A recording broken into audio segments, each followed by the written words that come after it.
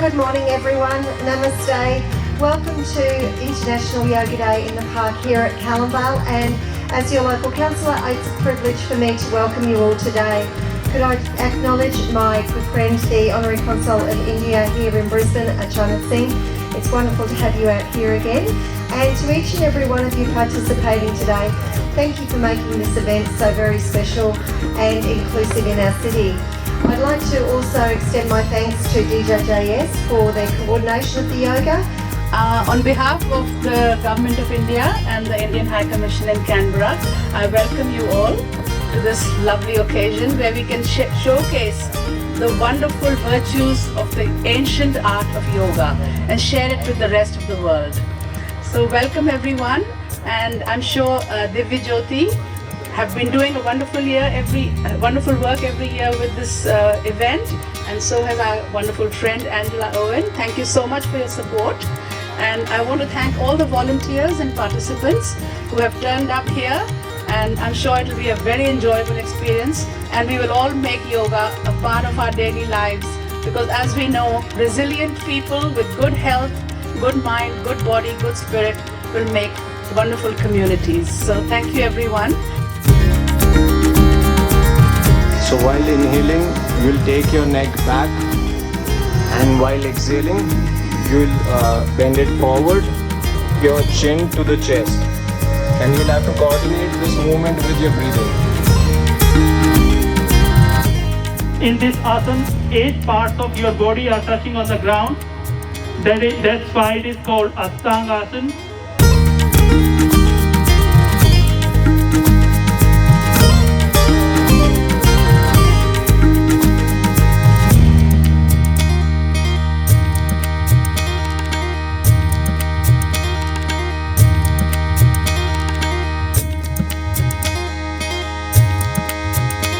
First of all, I pay my humble salutations at the feet of my revered master, His Holiness Ashutosh Maharaj Ji. And thereafter, I can see a lot of dignitaries sitting out there. Indian High Commission, Archana Ji, Councillor Angela Owen, and distinguished guests and a lot of lovers of yoga. I welcome you all. And I thank you all for inviting Divya Jyoti Jagrati Sansthan for this special event on International Day of Yoga 2021.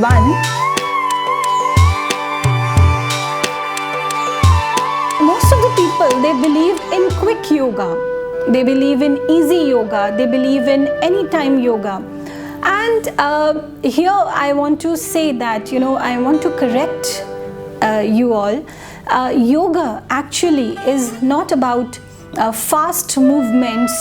Yoga is actually about stillness. In other words, we can say it's about motionlessness, or in Hindi, the way we call it, sthirata. Yoga is about sthirata. The Upanishads from India, they expound very well. They say that when your senses are still, your mind is at rest and your intellect is not wavering.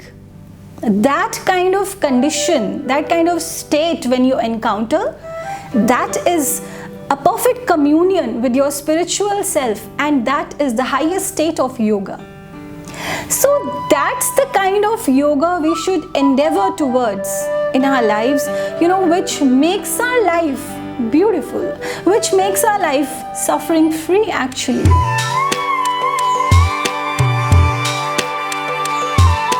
First of all, let's understand that the word yoga, as we spell it, we don't pronounce it like yoga. The real pronunciation is yoga, because yoga is a Sanskrit word,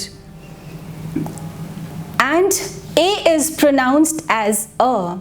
So that's the first myth that I want to break, that we pronounce it as yoga.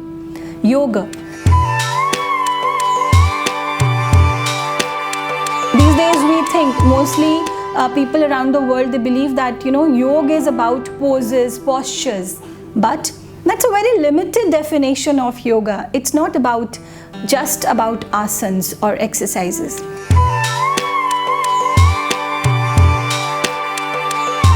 Another thing we should know is asanas are not same as exercises. They are two different things. When you do exercises, you do it very rapidly, very quickly. But when you do asanas, you do it very slowly. In a very slow rhythmic manner, you perform it. And that's how you reap the right benefits of it. I also want to make you clear that the breathing exercises we do, and it stills our mind, and we feel that, it's a meditative process. But the reality is, the breathing exercises that we call pranayama, it's not same as meditation. There are two different schools of thought. And this is what Divya Jyoti Jagrati Sansthan is teaching today to one and all, the right definition and the right technique of yoga. So now two questions arise in our mind, and they are that, if at all we do yoga, why do we do it? Why do we do it? So I want to share with you a very apt definition that Bhagavad Gita shares with us on the concept of why of yoga. Why should we do yoga?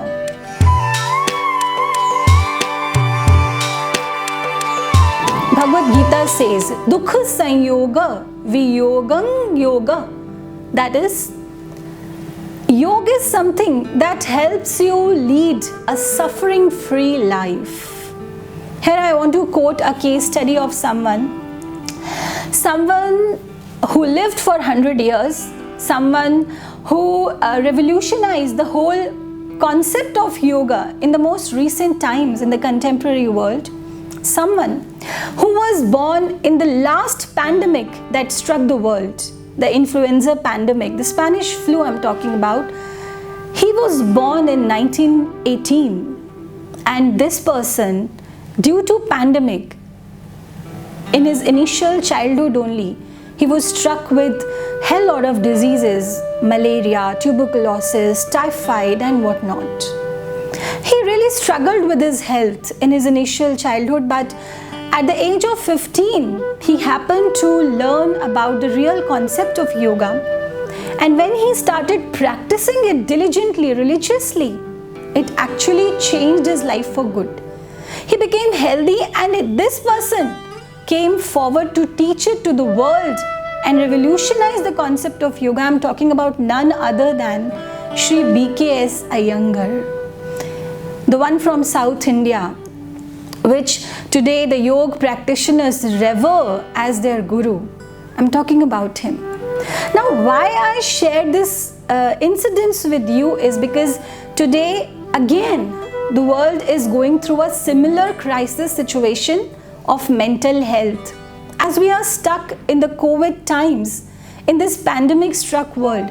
So yoga is actually a foolproof solution to our problems as well. I'll quote the 8 limbs model that is called Ashtanga Yoga. It was given by the most ancient psychologist of the world. He was from India, Rishi Patanjali. He gave this 8-limb model of yoga that has 8 parts: yam, niyam, asan, pranayam, pratyahar, dharana, dhyan and samadhi.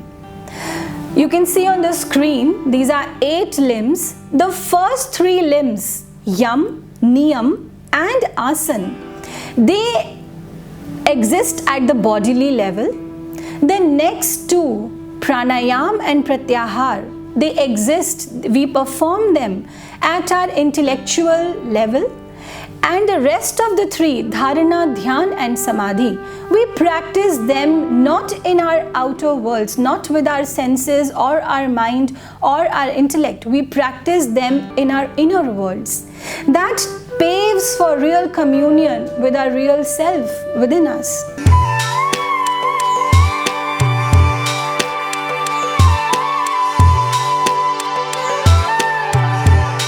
In our busy lifestyles, we are not able to, give time to such disciplining practices in our lives. Because things like going out, having fun, that's easy to do. But things like yoga asanas and pranayama, it's a discipline. So disciplining your mind is obviously a difficult thing. You have to condition your mind to go the right way. I would say that you first of all you have to prioritize. You have to make your will. You have to condition your mind that I have to practice yoga every day in my life. And I would say that where there is will, there is a way. If you make a will, then you will find out a way also to do it. But yes, if you are struggling with stamina or energy, you find lack of stamina to perform asanas, I really want to share with you that it's a two-way process when we do yoga asanas. Initially, we have lack of stamina, but in that condition only, keep on doing yoga asanas, just endure the pains that you encounter in the process. While you become well versed in the practice of yoga, you will develop stamina and your pains will reduce, and not just physical pains I'm talking about, mental sufferings also will become less.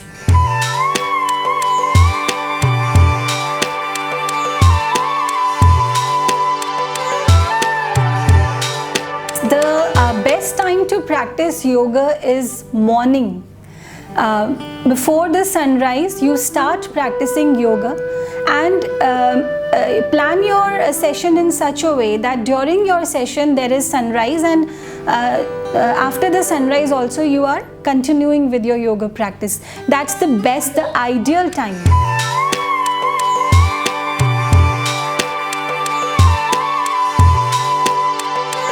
In the breathing exercises, you should do Nadi Shodhan and Anulom Vilom and Brahmari, Bumblebee, if you know.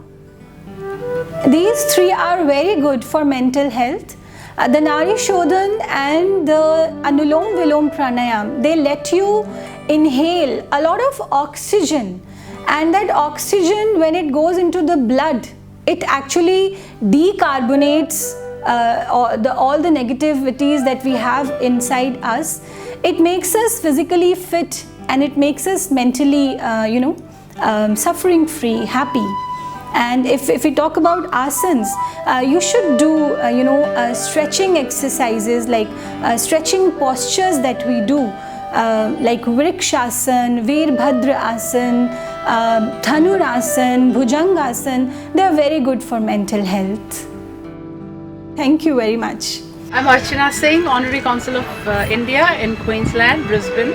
We've just celebrated International Yoga Day, the first of our events, kicked off by this amazing presentation from Divya, Jyoti, Jagrati, Sansthan and Rakesh Ji, who conducted the session today, which I attended and thoroughly enjoyed. And it was really good to see so many people coming out of all ages, all backgrounds and all kind of persuasions to come out here and to just understand the basic message of yoga, which is to not only connect with yourselves, but also with your community, with your environment and everyone around you. And I think it makes amazing sense as we come out of the post-COVID situation around the world, that we all start to think not only inwards, but also connecting with our community and our people around us, so that we can all heal together and come as one and become strong and vibrant once again. Thank you very much, Divya Jyoti, for your wonderful effort. Namaste.